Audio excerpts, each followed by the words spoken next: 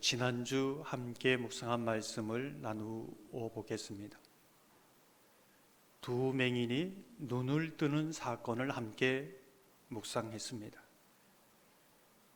두 맹인이 예수님이 지나가신다는 소리를 듣고 예수님 도와주세요, 예수님 도와주세요 소리치기 시작합니다.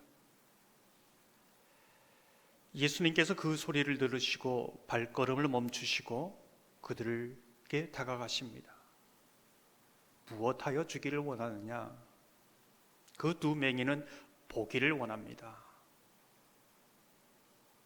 예수님께서 그를 치유하여 주자 그들은 이제 자기가 원하는 것을 이루었으니 집으로 돌아가는 것이 아니라 예수님을 따라가는 것이지요. 이러한 사건이 저와 여러분에게 무엇을 말해주고 있는가를 물었습니다. 이것은 앞서서 계속적으로 다루고 있는 주제, 우리가 무엇을 섬기고 누구를 섬길 것인가에 대한 질문입니다. 어쩌면 그들은 눈을 뜨는 것, 그 고통 때문에 이 고통의 문제를 해결하려고 그것이 목적이 되어서 예수님께 나왔습니다. 하지만 예수님을 만나면서 이제는 새로운 인생의 목적, 내가 정말 누구를 따르고 누구를 섬기고 누구를 내 인생의 주인으로 삼아야 하는지를 알게 된 것이지요. 예수님이 내 인생과 미래와 성공과 안위를 위해서 필요한 것이 아니라 예수님이 나의 전부가 되고 내가 예수님을 섬기고 따르는 것이 나에게 진정한 행복이라는 것을 고백하게 되는 겁니다. 사람들은 종종 행복을 말합니다. 이 행복은 이기적인 것이죠. 자기 입장입니다. 내가 무엇이 해결되어야 행복하고 무엇을 가져야 행복한다고 말합니다. 정말 그렇습니까? 그 행복을 이루고 나면 또 다른 공허한 결핍이 생깁니다. 아니, 더 그 갈증은 커지는 것이지요. 두 맹인의 고백은 예수님이 행복이라는 것을, 예수님 안에서만 행복할 수 있다는 것을 깨닫게 된 겁니다. 우리는 종종 사랑을 말합니다. 누군가 나를 사랑해주고 인정해주고 좋아해줄 때 정말 나는 사랑받는 존재이구나, 그렇게 생각합니다. 정말 그럴까요? 그런 사랑은 쉬 없어지는 것이지요. 사랑받으면서도 언제 저 사람이 나에 대해서 배신할까, 그런 두려움 속에서 사랑하게 됩니다. 그러나 예수님이 진짜 사랑이고 그 사랑을 십자가에서 보이셨습니다. 예수님의 사랑만이 나를 나되게 한다는 것을 깨닫게 되는 것이지요. 이게 두 맹인의 고백입니다.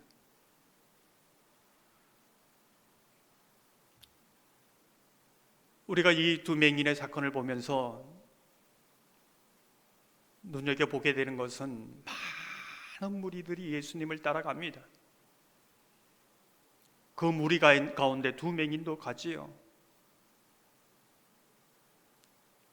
그러나 성경이 기억하고 있는 무리 중에 그 무리, 거룩한 무리, 내 인생의 모든 문제를 가지고 예수님만이 해결할 수 있다고 생각하여 예수님을 향하여 부르짖는 그 믿음의 기도, 그 믿음의 기도에 주님은 응답하시고 그 믿음의 기도를 통하여 예수님을 만나고 예수님의 기적을 경험하는 것이다, 이것을 말씀했습니다. 예수님이 예루살렘에 입성했을 때 대제사장과 바리새인을 중심으로 한 예루살렘의 무리와 갈릴리의 무리가 이제 만나는 것이지요. 사실 예수님을 십자가에 못 박은 그 무리는 대제사장과 바리새인을 중심으로 한 예루살렘의 무리입니다.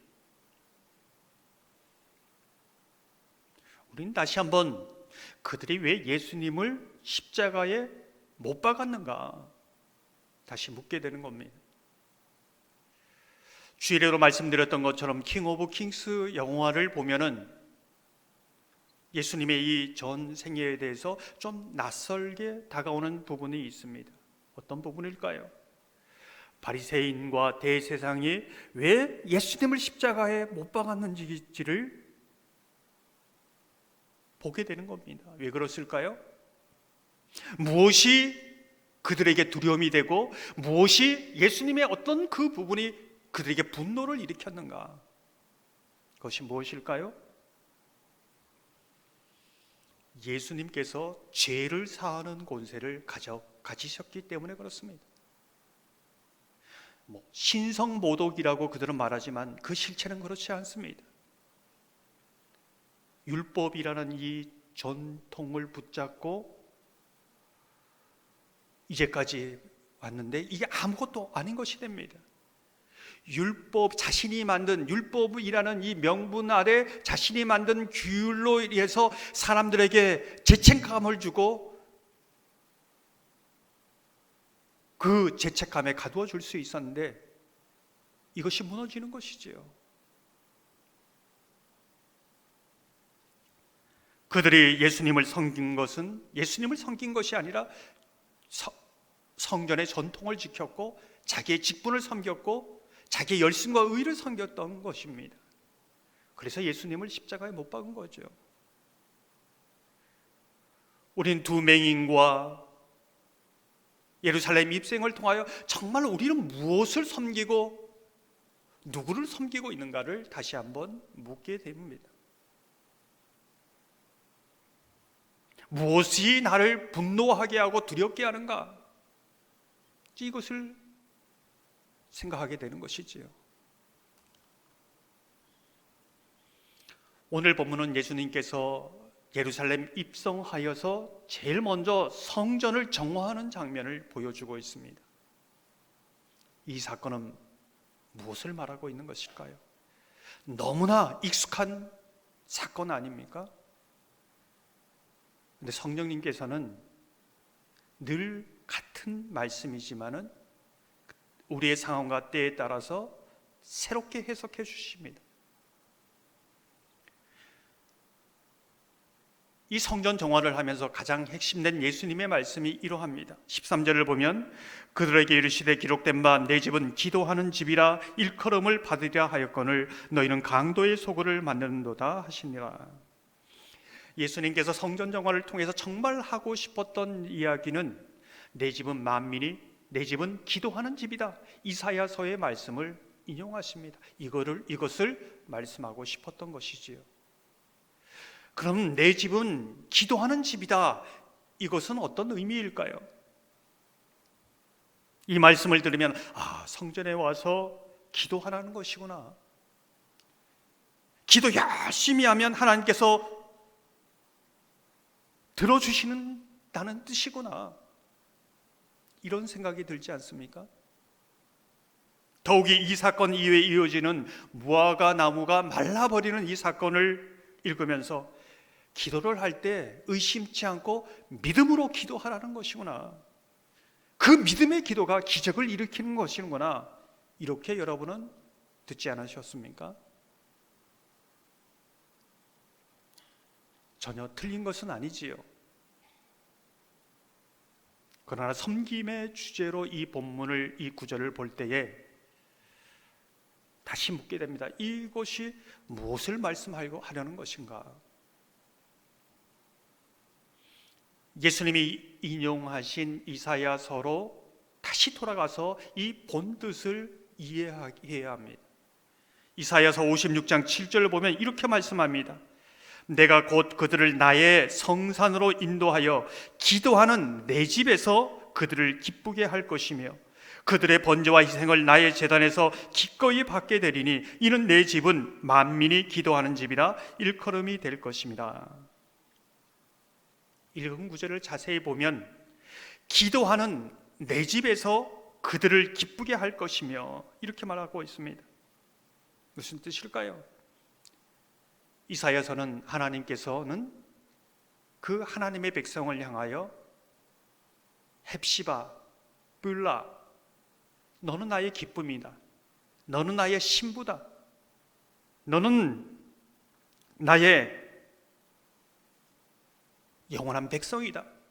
내가 이 땅에서나 하늘에서나 영원히 기억되는 이름, 지워지지 않는 이름, 그 이름을 너에게 주었다. 이렇게 말씀하는 거죠. 어디에서요? 하나님의 집에서 기도하는 백성에게. 그 소리를 듣고 이 백성들이 기뻐한다는 것이지요. 그들의 기도가 응답되어서 기뻐했을까요? 예, 그럴 수도 있습니다. 그런데 하나님의 마음에서 보면 예수 그리스도의 피로 산 내 사람, 내 딸, 내 아들, 그들 존재가 하나님 안에서 너무 기쁨이 되는 겁니다.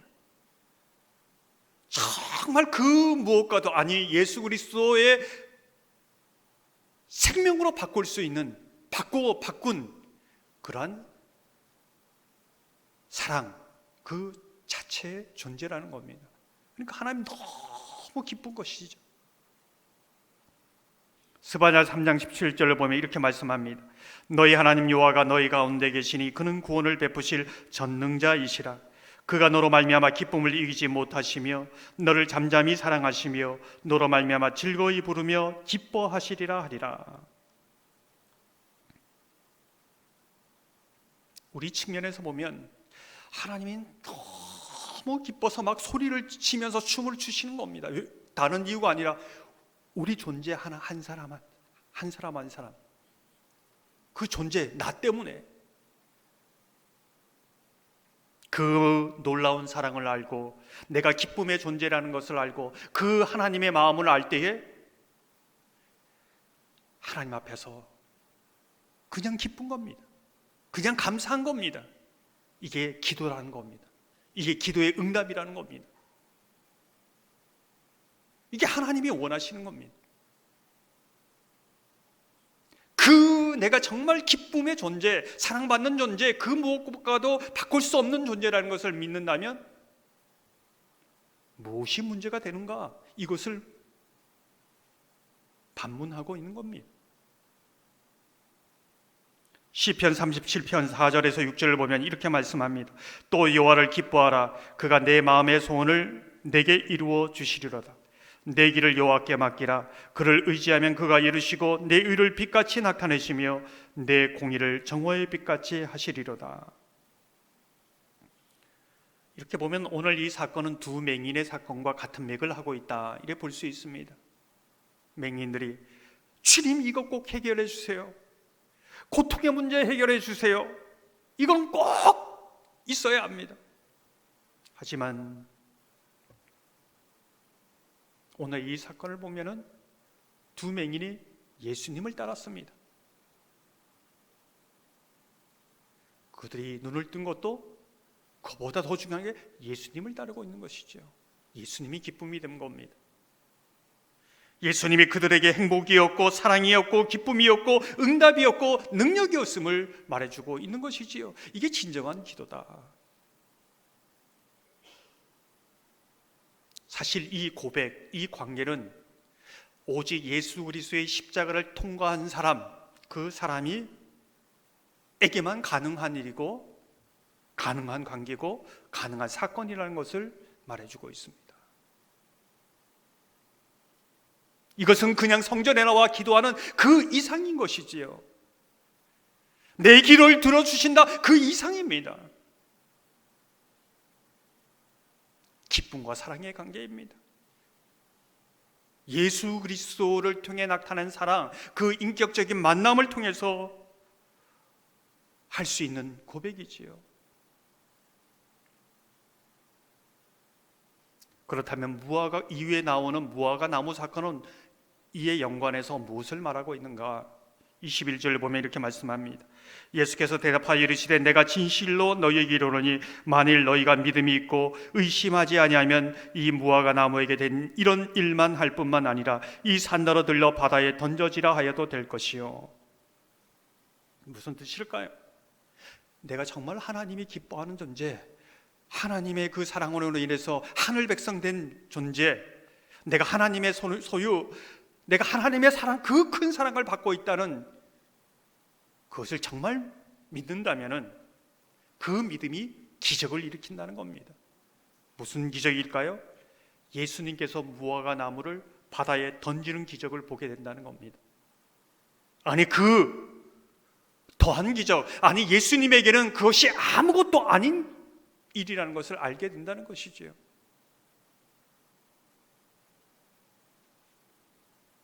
비록 내가 무화과 나무처럼 말라버렸다 할지라도 다시 살릴 수 있고, 열매 맺게 할 수 있고, 새롭게 할 수 있고, 구원할 수 있는 능력이 예수님에게 있기 때문에 그렇지요.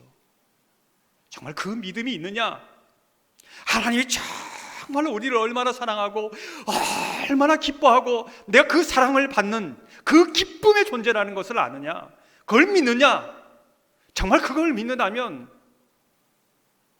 내가 지금 들고 나온 문제들은 정말 그걸 안 하면 아무것도 아니라는 겁니다. 19절을 보면 이렇게 말씀합니다. 길가에서 한 무화과 나무를 보시고 그리로 가서 잎사귀밖에 아무것도 찾지 못하시고 나무에게 이르시되 이제부터 영원토록 내가 열매를 맺지 못하리라 하시니 무화과 나무가 곧 마른지다. 정말 잎사귀가 많은데, 정말 열심히 하는데 열매 맺지 못하는 이유가 무엇이냐? 이 믿음이 정말로 있느냐? 이 사랑, 정말 우리를 바라보는 이 기쁨을 아느냐? 이것을 조금이라도 믿는다면은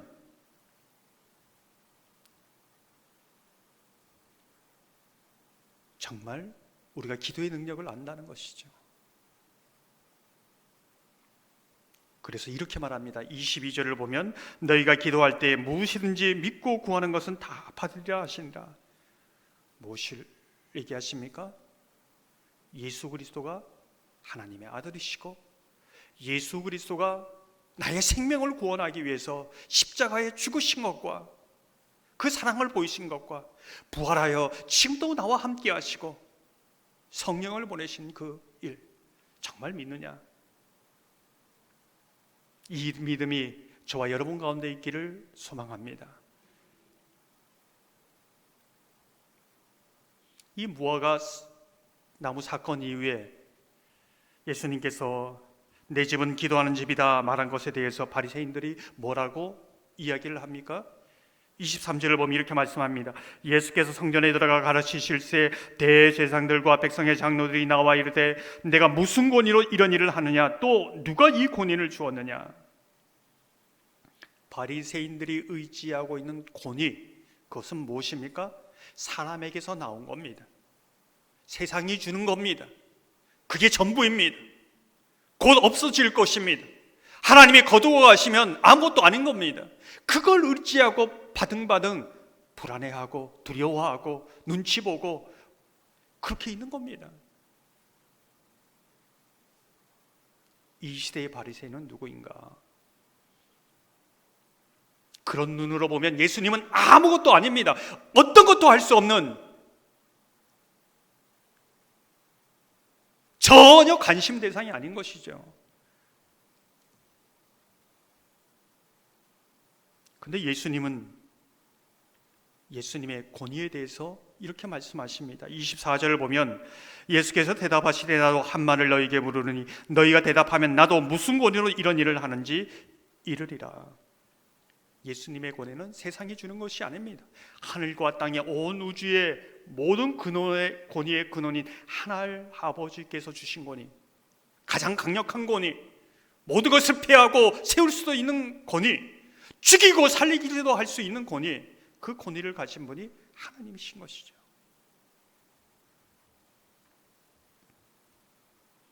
앞부분과 연결시켜 보면은 나를 정말 기뻐하시고 나를 정말 사랑하시는 그 하나님, 그런데 여기에 최고의 권위를 가지신 분이다, 이것을 믿느냐?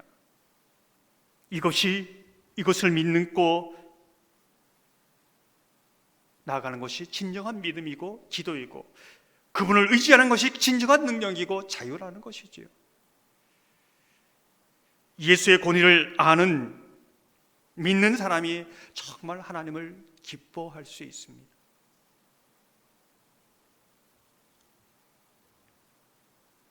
내 집은 만민이 기도하는 집이다. 오늘도 하나님이 우리를 얼마나 기뻐하는지, 어떤 사랑으로 사랑하는지, 내 측면에서 아니라 하나님 편에선 이미 보이신 그 사랑과 은혜와 기쁨을 묵상하며, 그것이 내 기도가 되고 내 고백이 되고 내 감사가 되는 가장 능력 있는 기도, 가장 강력한 기도. 하나님이 나를 위하시면 누가 대적하겠느냐? 하나님이 내 편이신데 내가 무엇을 두려워하겠느냐?